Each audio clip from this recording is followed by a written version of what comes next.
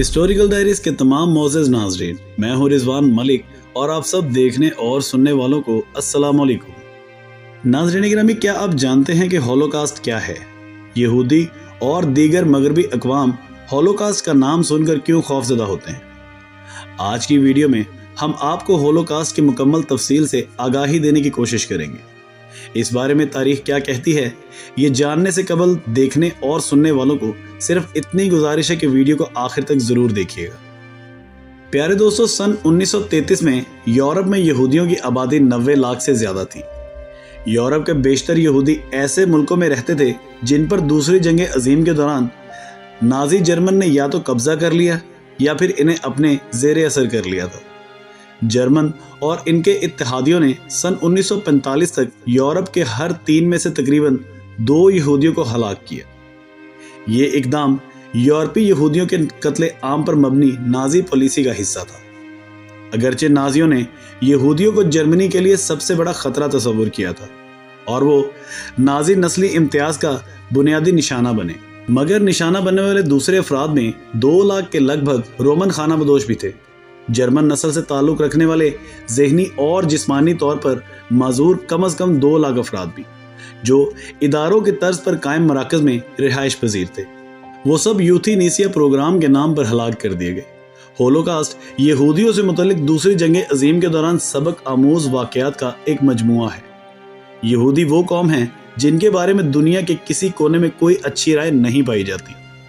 Shakespeare جیسے drama نگار نے بھی شائلات نامی سودخور اور ننگے انسانی کردار کو یہودی مذہب کا پیراہن پہنایا۔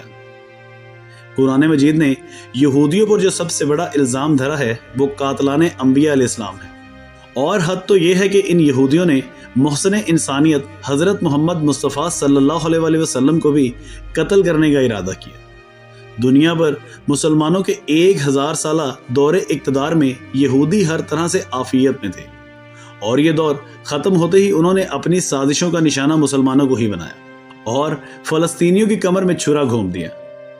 دنیا کی ہر قوم ان کی پس پردہ ذہنیت سے خوفزدہ ہے اور انہیں اپنے سے دور رکھنا چاہتی ہے۔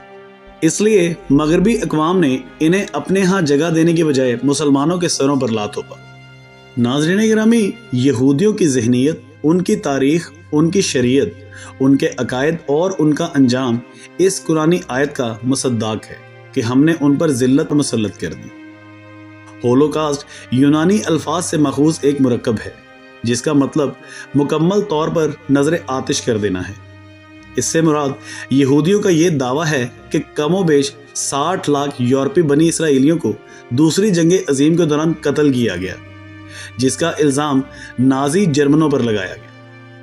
کچھ محققین کے نزدیک ہولوکاسٹ سے مراد صرف یہودی مقتولین نہیں ہیں، بلکہ وہ تمام مقتولین جنگ عظیم دوم ہے جو اتفاقی طور پر قتل نہیں ہوئے، بلکہ جنہیں نازیوں نے کسی پروگرام کے تحت باقاعدہ سے قتل کیا، جن میں دوسری اقوام کے چیدہ لوگ، مذہبی رہنما، جنگی قیدی، ہم جنسیت کے دوران معذور ہونے والے مرد اور دیگر عسکری اور سیاسی مخالفین بھی شامل ہیں۔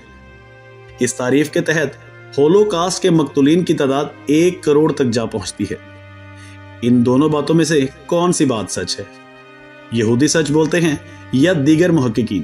اور کیا یہودیوں نے دنیا کی ہمدردی حاصل کرنے کے لیے اور خود کو مظلوم ثابت کرنے کے لیے دوسرے مقتولین کو بھی اپنا تو نہیں بنا لیا؟ یہ اللہ تعالیٰ ہی بہتر جانتا ہے۔ صہیونیوں کے مطابق جنگ عظیم دوم سے سالوں قبل یہودیوں کی سول سوسائٹی سے ختم کرنے کی منصوبہ بندی ہو رہی تھی۔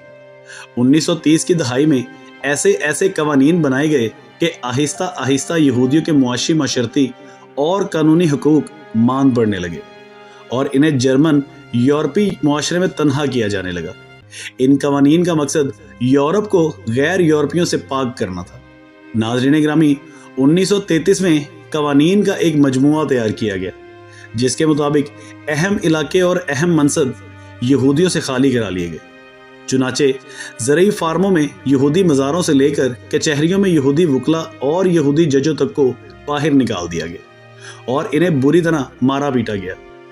سکولوں، کالجوں اور اخبارات کے دفاتر اور مختلف تنظیموں میں سے بھی انہی قوانین کے تحت یہودیوں کا اخراج عمل میں آیا۔ सन 1935 में हिटलर ने एक तकरीर के जरिए यहूदियों को रहे सहे तमाम सिविल हकूक से भी महरूम कर दिया। इस मकसद की खातिर ऐसे कैंप्स बनाए गए जहां यहूदियों को गुलाम बनाकर इनसे काम लिया जाता, इनसे इतनी मशक्कत कराई जाती कि वो थक हार कर या तो बीमार हो जाते या भूखे रहकर मर जाते। बच जाने वालों पर तिबी तजर्बात करके इन्हें माजूर कर दिया जाता और फिर इन्हें मौत की आगोश में पहुंचा दिया जाता।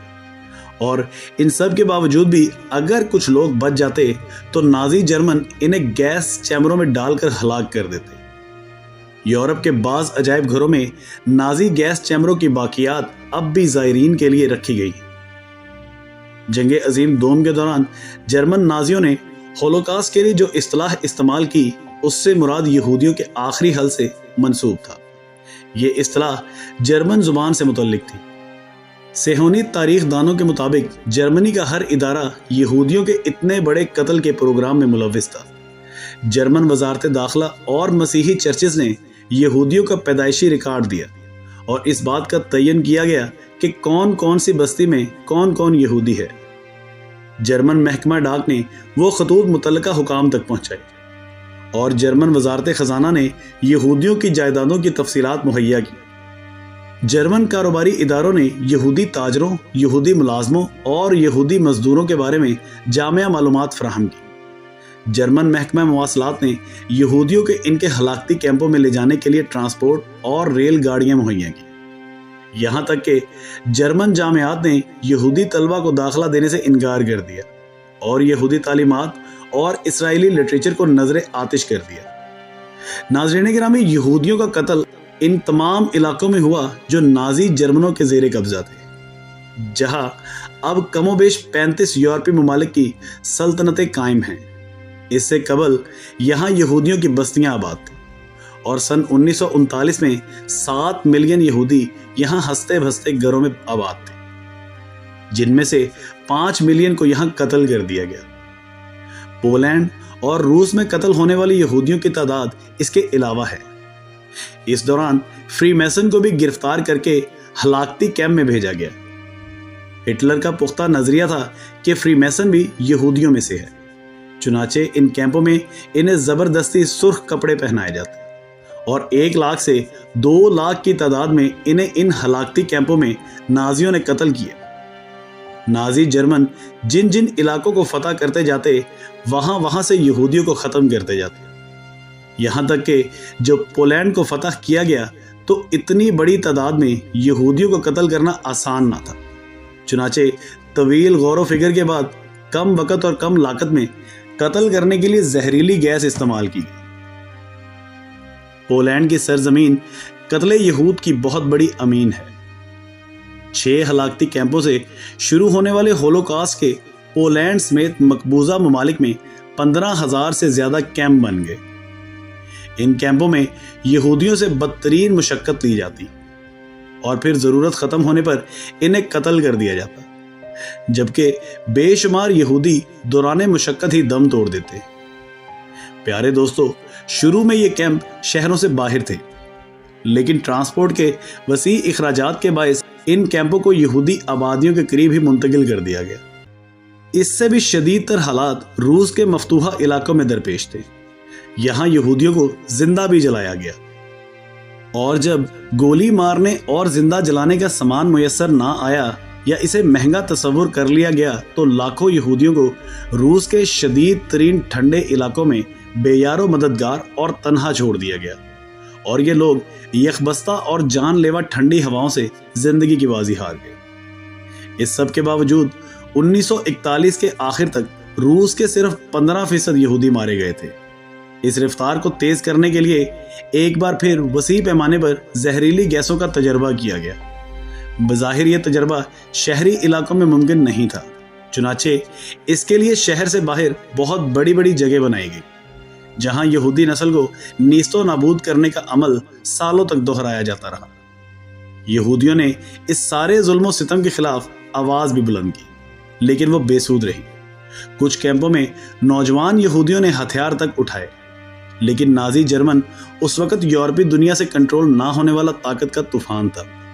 तो यहूदी उससे कैसे जान छुड़ा सकते थे। फिर एक पहलू यह भी है कि दुनिया के किसी कोने से उस वक्त और आज भी यहूदियों के हक में कोई आवाज बुलंद नहीं हुई। मोजेस दोस्तों, तारीख गवाह है कि यहूदी कौम ने जिस बर्तन में खाया उसी में सुराख किया। हर कौम को डसने की कोशिश की, हर ग्रोह को ब्लैकमेल किया, दौलत की खातिर इंसानियत को दांव पर लगाया। दूसरी जंगे अजीम के इस अलमनाक पहलू का दूसरा तारीख तरीन रुख यह है कि जंगे अजीम के दोनों मुखालिफ फरीकों को सरमाया फराहम करने वाली बहुत बड़ी फर्म यहूदियों की ही मलकियत थी। यहाँ सवाल ये पैदा होता है कि क्या यहूदी अपने हम मजहब बल्कि हम नस्ल रिश्तेदारों पर बेपनाह जुल्म होता देखकर सरमाए की फराहमी बंद नहीं कर सकते थे। करीब था कि यहूदियों की नस्ल ही नीस्तो नाबूद हो जाती, लेकिन अल्लाह तबारक व तआला ने कत्ल अंबिया, नाशुक्री, जिल्लत और इबरत के इस निशान को कयामत तक बाकी रखना था। शायद इसी हिकमत के तहत मशीयत इज़्दी ने इन्हें फ़लस्तीन में जगह दी ताकि इनकी नस्ल कयामत तक बाकी रहे। अगर इनमें थोड़ी सी अकल होती तो इस जगह को गनीमत समझकर अमन और सुकून से रह लेते, लेकिन हैरत है इनकी अकल पर कि अपने ही मेज़बानों पर आज भी उन्होंने ज़िंदगी तंग कर रखी है। हम चढ़ते हुए सूरज के पीछे उस दिन को आंखों से देख रहे हैं कि सरजमीन फ़लस्तीन एक बार फिर अपने हकीकी वारसों के कब्ज़े में होगी और यहूदी अपनी बदअमालियों के बाइस एक बार फिर दुनिया में ज़िल्लत और रुसवाई का निशाना बनेंगे इंशाअल्लाह ताला। जी तो नाज़रीन, ये थी हमारी आज की वीडियो। आपको हमारी वीडियो कैसी लगी हमें कमेंट करके लाजमी बताइएगा और हमारे चैनल हिस्टोरिकल डायरीज को सब्सक्राइब करना मत भूलिएगा। इसके साथ ही अगली वीडियो तक के लिए हमें इजाज़त दीजिए। अल्लाह निगहबान।